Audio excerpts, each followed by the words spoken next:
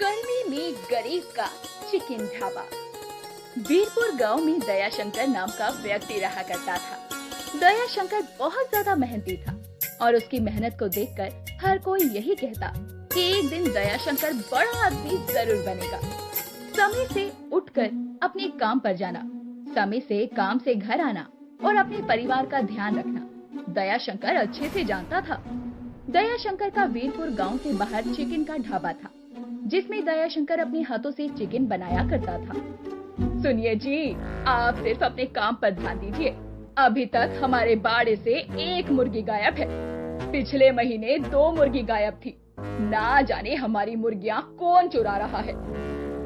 जरूर कोई जानबूझकर ये सब कर रहा है, लेकिन कोई बात नहीं, हमें अपने काम पर ध्यान देना है। मुझे तो अपनी पड़ोसन रज्जो पर ही शक है। कल ही रज्जो मुर्गियों को देखकर कह रही थी कि मुर्गी तो बड़ी तंदुरुस्त है सुनंदा बहन तुम्हारी। गांव वाले तो पहले से ही मेरे चिकन ढाबे को लेकर चिढ़े पड़े हैं, बल्कि तुम तो जानते हो मेरे ढाबे के लगे ही कितने सारे ढाबे हैं। तंदूरी नान चिकन ढाबा, बिरयानी का ढाबा, वेज बिरयानी ढाबा। लेकिन लोगों को मेरे हाथों का चिकन का स्वाद इतना पसंद आता है कि वो खुद मेरे ढाबे की तरफ खिंचे चले आते हैं। आप इन सब चीजों पर गौर मत कीजिए, सब अच्छा होगा। दयाशंकर कुछ देर बाद ही अपने ढाबे के लिए निकल पड़ता है। दयाशंकर के जाने के बाद सुनंदा अपने घर के कामों में लग जाती है। तभी उसकी पड़ोसन रज्जू का वहाँ आना होता है। अरे सुनंदा बहन, क्या बात है?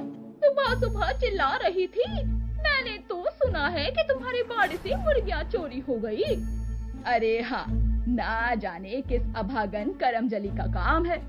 जिस किसी ने भी ये काम किया है अच्छा नहीं किया। पिछले महीने भी मेरे बाड़े से मुर्गियाँ चोरी हो गई थी। इस बार भी चोर की हिम्मत बढ़ गई। अरे बहन, मैंने रात में दूसरे गांव के अनजान आदमी को यहाँ वहाँ घूमते देखा था। जरूर ये उसी का काम होगा। अरे जिस किसी ने भी ये काम किया है मुझे उसका नाम अच्छे से पता है। बस एक बार चोर चोरी करता हुआ पकड़ा जाए, उसके बाद तो मैं उसकी अच्छे से धुलाई करूंगी और 4 गांव में बदनामी करूंगी, वो अलग। हाँ, बस एक बार चोर पकड़ा जाए, उसके बाद तो तुम उसकी अच्छे से खबर लेना। सुनंदा और दयाशंकर बहुत ही सीधे साधे थे। गांव के लोग उतना ही दोनों का फायदा उठाया करते। जहां दयाशंकर गरीब भिखारी हर किसी को फ्री में खाना खिला दिया करता, वहीं सुनंदा भी दान धर्म से खूब विश्वास रखती। दयाशंकर के ढाबे के बगल में रमेश का ढाबा था, जो कि दयाशंकर के ही गांव का था। साथ ही दयाशंकर के ढाबे के आसपास बहुत सारे ढाबे थे।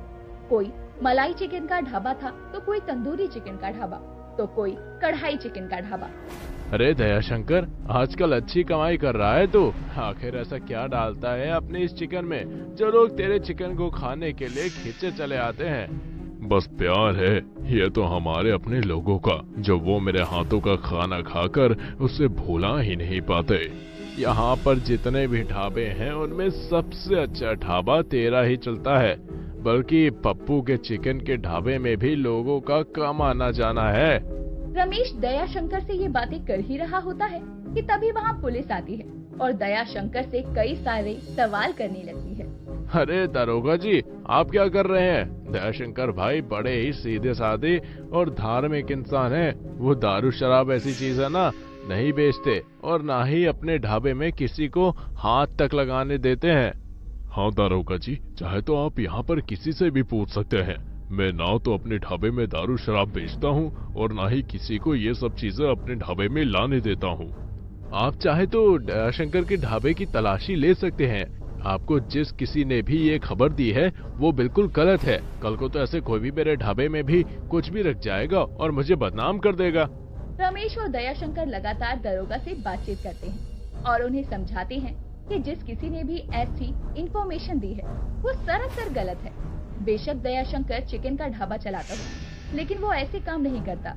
और कुछ देर बाद दरोगा भी वहाँ से निश्चिंत होकर चला जाता है। दरोगा के जाने के बाद रमेश दयाशंकर से कहता है, देख दयाशंकर, मैं सच बता रहा हूँ, ये काम जरूर पप्पू का ही होगा। वो तेरे चिकन के ढाबे से हमेशा चलता आया है, उसे तो मैं आज बताता हूँ।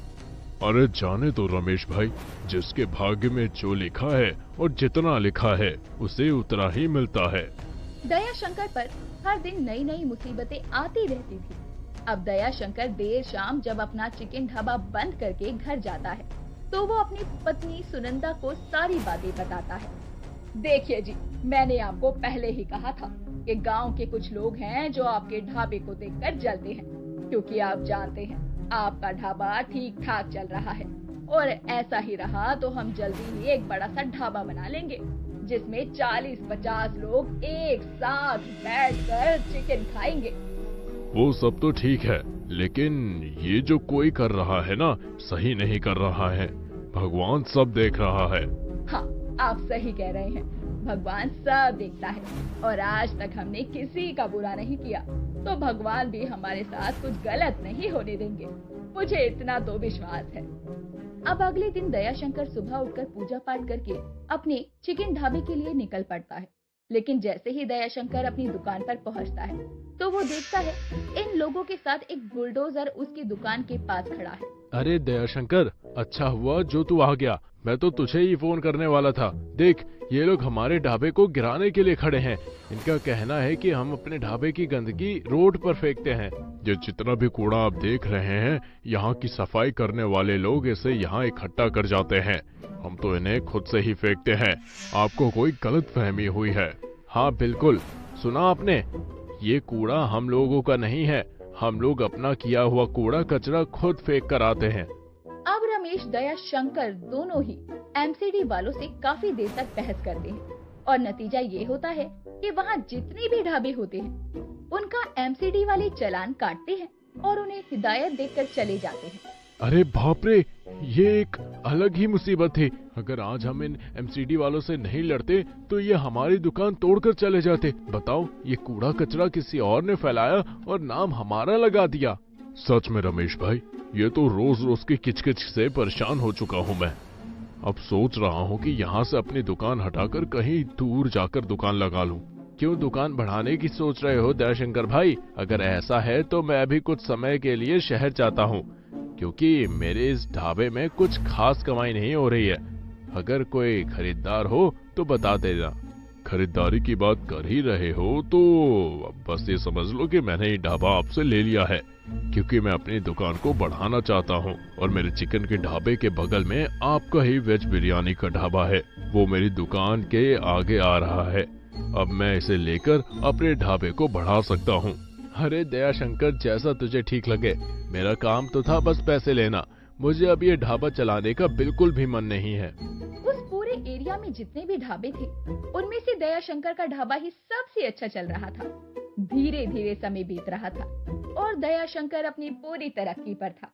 दयाशंकर ने रमेश का ढाबा भी खरीद लिया था, जिसे तोड़कर वो वहाँ पर एक बड़ा सा ढाबा बनाता है और उस बड़े से ढाबे को देखकर लोगों का और भी वहाँ आना जाना होने लगता है।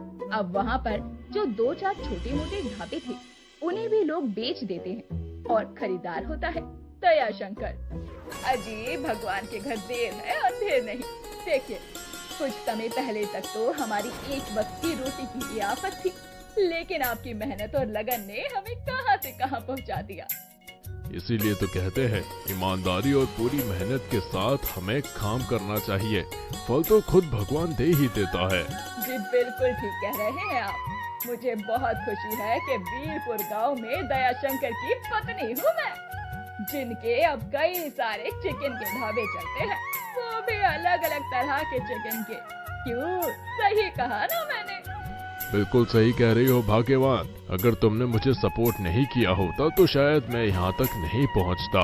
इस तरह वीरपुर गांव में दयाशंकर अपनी मेहनत और लगन के कारण एक साथ कई सारे ढाबे चलाने लगता है और उन ढाबों में वो अपने गांव के कई सारे लोगों को भी रोजगार देता है और वो लोग भी दयाशंकर के ढाबे में काम करके खुश थे, क्योंकि दयाशंकर उन्हें खाने के साथ साथ अच्छी पगार भी दे रहा था।